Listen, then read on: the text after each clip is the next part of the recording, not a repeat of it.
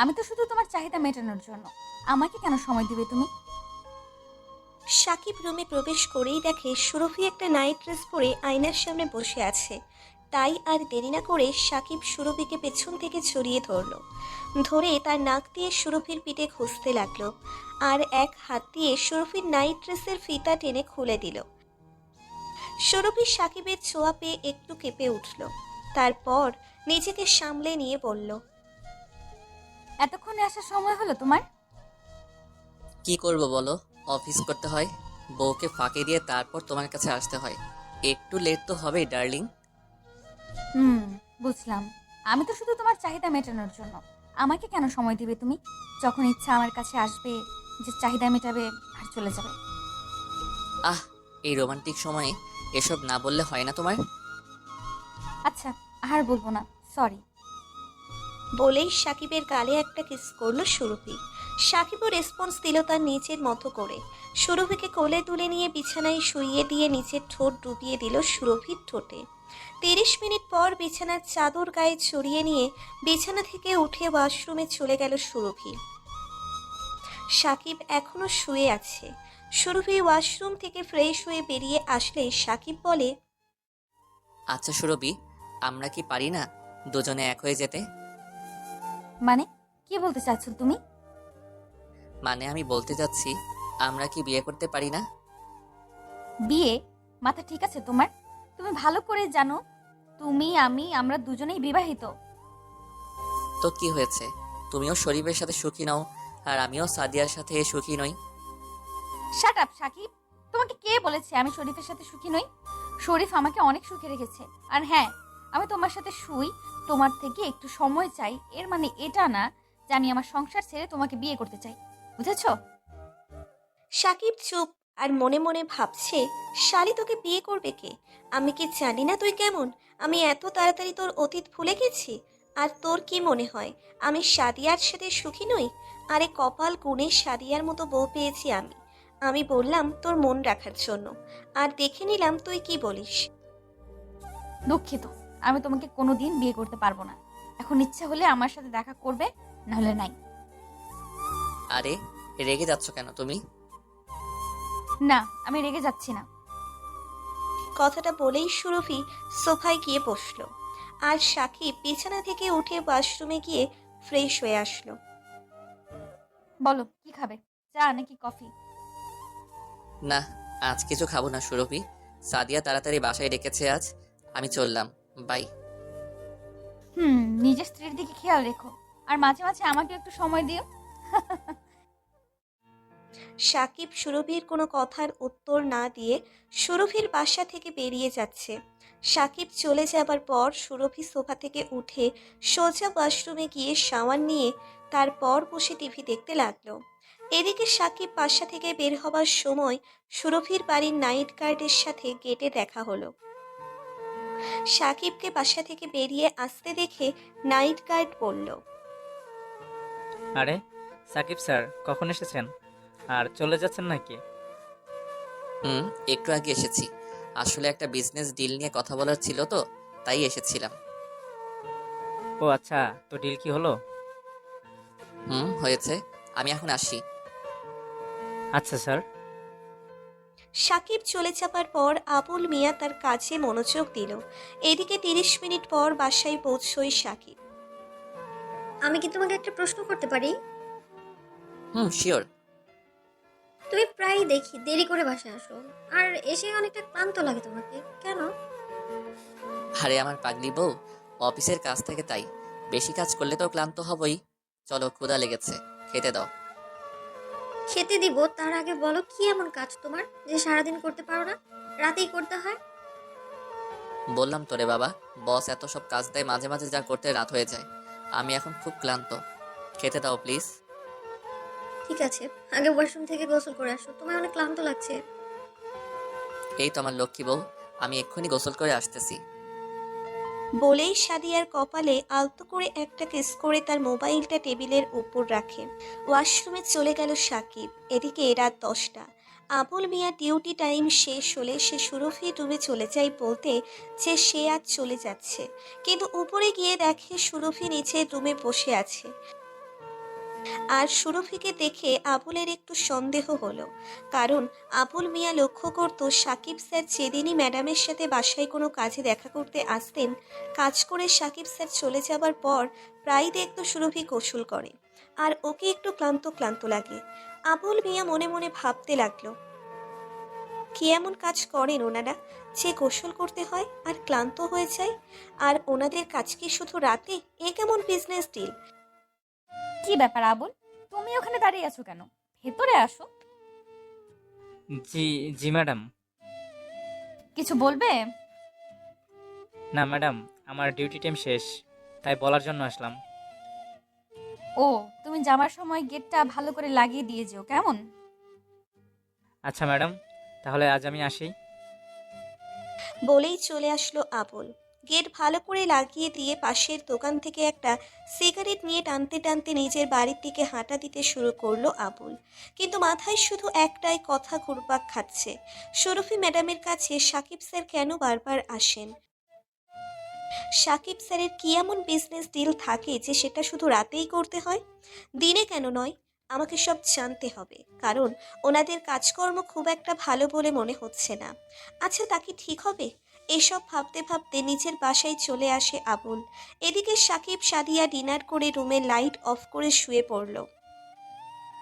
সাকিব মাথার পিছনে হাত রাখে, চোখ বন্ধ করে শুয়ে আছে আর ভাবছে, আজ সাদিয়া হঠাৎ করে এমন প্রশ্ন কেন করলো? ওর কি আমাকে নিয়ে সন্দেহ হচ্ছে? পরে আমি সুরভিকে সময় দিতে গিয়ে সাদিয়াকে একটু অ্যাভয়েড করছি না তো? এসব ভাবছে সাকিব, আর তখনই সাদিয়া বলে উঠল, সুরভি কে সাকিব? সুরভি কে মানে? সুরভিকে চেনো না আর সে তোমায় মেসেজ করে? What nonsense! মেসেজ করে মানে? দেখো সাকিব, আমার কাছে কিছু লুকাবে না। তুমি তোমার মোবাইল রেখে যখন ওয়াশরুমে গোসল করতে গিয়েছিলে, তখন তোমার মোবাইলে সুরভি নামে সেভ করা একটা নাম্বার থেকে মেসেজ এসেছিল। ও আচ্ছা, এই কথা। সুরভি আমাদের ক্লায়েন্টের বউ। আসলে ওনার হাজবেন্ড এখন দেশের বাইরে আছে, তাই ওনার সাথে সব ডিল করতে হয়। তাই বলে তুমি কি করো, বাসায় পৌঁছেছো কি না, এসব মেসেজ করবে?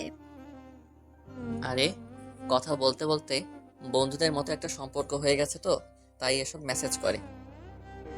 প্লিজ সাকিব, আমার ভালোবাসার ভাগটা তুমি কাউকে দিও না প্লিজ। তোমাকে আমি প্রচুর লাভ করি, থাকতে পারবো না। আমার ভাগটা তুমি কাউকে দিও না প্লিজ। আরে আমার পাগলি বউ, কান্না থামাও আর আমার ওপর বিশ্বাস রাখো। আমি শুধু তোমার আর তোমারই থাকবো। এদিকে আবুল মিয়া তার ডিউটি ঠিকঠাকভাবে পালন করছিল আর ফের একবার সাকিবের আসার অপেক্ষা করছিল, কিন্তু সাকিব যেন কিছুতেই আসতে ছিল না। আর এভাবেই কেটে যায় ৮ দিন। তারপর আবুল একদিন তার ডিউটি করছিল গেটে বসে, এমন সময় কেউ বলল, কেমন আছো আবুল? জি জি স্যার, ভালো। আপনি এতদিন পর? কি করব বলো, ক্লায়েন্ট তো আর একটা নয়, বাদ দাও। তোমার ম্যাডাম বাসায় আছে? জি স্যার, যান ভিতরে যান। তারপর সাকিব আর কোনো কথা না বলে ভেতরে চলে গেল। ভেতরে গিয়ে দেখে সুরভি ঘুমুচ্ছে, তাকে ডাকবে কিনা এসব ভাবতে ভাবতে তাকে ডাক দিয়েই দিল। সুরভিও প্রথম ডাকে সাড়া দিল।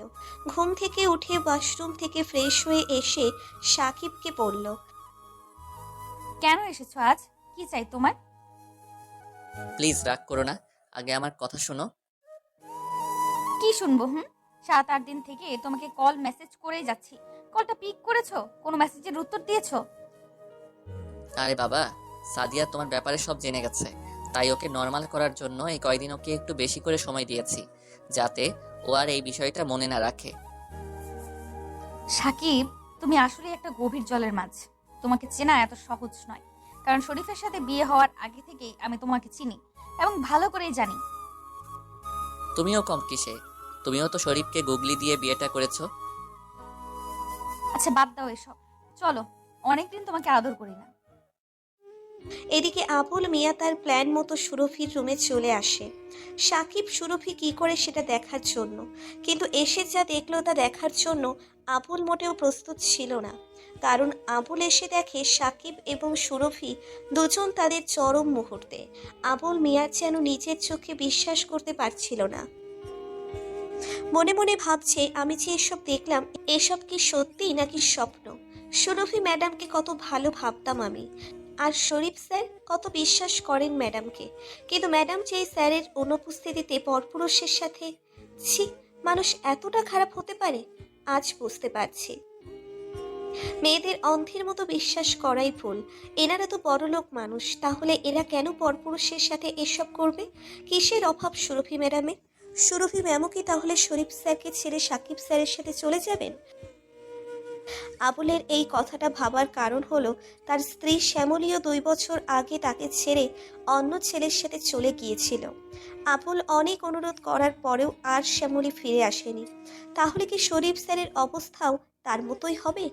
সে তো গরিব মানুষ, তার আর মান সম্মান কি? কিন্তু স্যার তো একজন প্রভাবশালী মানুষ, তিনি এই লজ্জা লুকাবেন কি করে? তিনি কি এসব মেনে নিতে পারবেন? দরজার পাশে দাঁড়িয়ে এসব ভাবতে ভাবতে আবুলের হাত লেগে দরজায় একটু শব্দ হয়। সেই শব্দে সাকিব সুরভি চমকে ওঠে। মুহূর্তের মধ্যে তাদের সুখের মুহূর্ত অস্থির মুহূর্ত হয়ে যায়। দুজন দুজনের দিকে অবাক দৃষ্টিতে তাকিয়ে আছে। দুজনের চোখের ভাষা স্পষ্ট, কে? দুজনের বুকে কাঁপুনি শুরু হয়ে গেছে। তখন সুরভি একটু নর্মাল হয়ে, কে কে ওখানে? আবুল মিয়া এখনো চুপ, ভয় কাঁপছে সে। তারপর সুরভি কোনো উত্তর না পেয়ে সুরভির বুকের কাঁপুনি আরও বেড়ে গেল। কারণ তার বাসায় এখন এই সময় কেউ থাকার কথা নয়। তার হাজবেন্ড শরীফ দেশের বাইরে আছে, আর আবুল এখন হয়তো গেটে আছে। সে হুটহাট করে বাসায় আসে না প্রয়োজন ছাড়া। তাহলে কে হতে পারে? সাকিব সুরভি ভয়ে একাকার, কেউ দেখে ফেললে সর্বনাশ।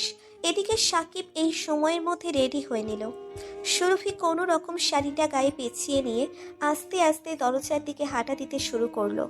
যত দরজার কাছে যাচ্ছে বুকের কাঁপুনি আরও বেড়ে যাচ্ছে। ওদিকে আবুল মিয়াও ভয়ে মেছো বিড়াল হয়ে গেছে। কি করবে এখন কিছু বুঝতে পারছে না। এখন সুরভি ম্যাম সামলে আসলেই বা কি করবে? এখান থেকে পালানো আর সম্ভব না। তাহলে জানালা দিয়ে হয়তো দেখা যাবে। এদিকে ভয়ে ভয়ে দরজার কাছে আসে সুরভি। এসে দেখে আবুল মিয়া দাঁড়িয়ে ভয়ে কাঁপছে। আবুল, তুমি এখানে কি করছো? তারপর সুরভির কথায় একটু স্বাভাবিকতা দেখে সাকিব বলল। কে এসছে সুরভি? সুরভি সাকিবের প্রশ্নের উত্তর না দিয়ে আবারও আবুলকে বলল। কথা বলছো না কেন? এই সময় তুমি এখানে কি করছো? সুরভির ধমকে আবুল ভয় না পেয়ে বরং বলল। কি করছি বুঝতে পারছেন না? আপনাদের ডিলিং করা দেখার জন্য এসেছি। ডিলিং মানে? হ্যাঁ, আপনাদের বিজনেস ডিল। এবার সুরভি আর ধমক দিল না, একটু লজ্জা পেয়ে গেল।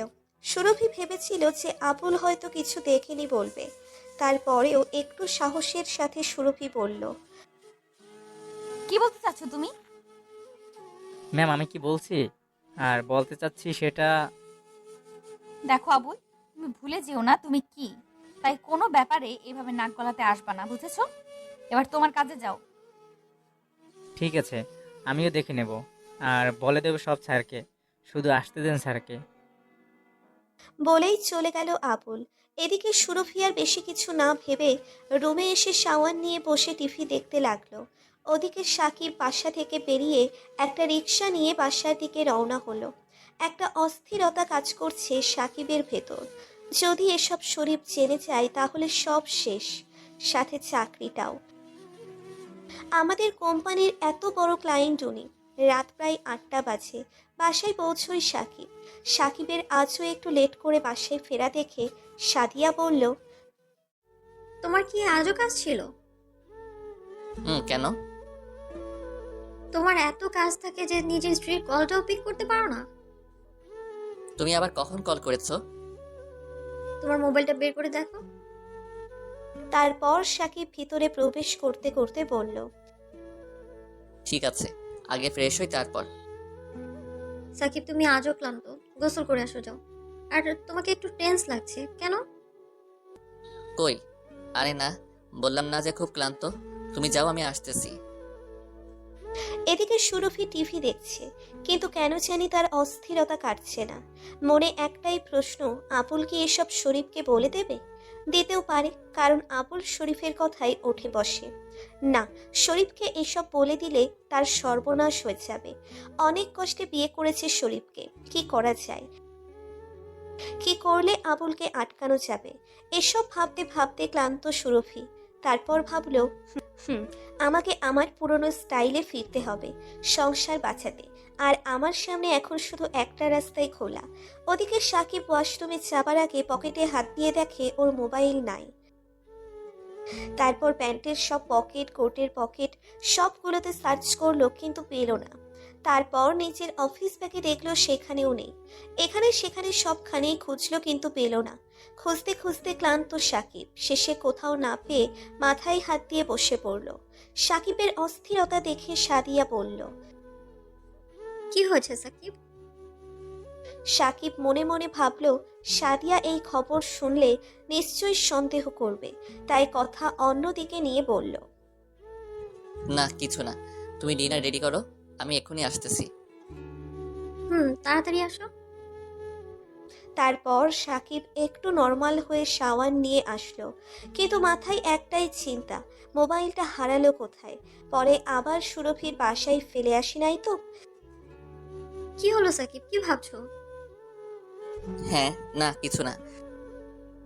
এদিকে সাদিয়ার একটু খটকা লাগলো, ভাবছে সাকিব আজ এমন করছে কেন। তখন সাকিবের কপালে হাত দিয়ে সাদিয়া বলল। সাকিব, তোমার শরীর ঠিক আছে তো? তুমি ঠিক আছো তো? আমি ঠিক আছি, টেনশন করো না।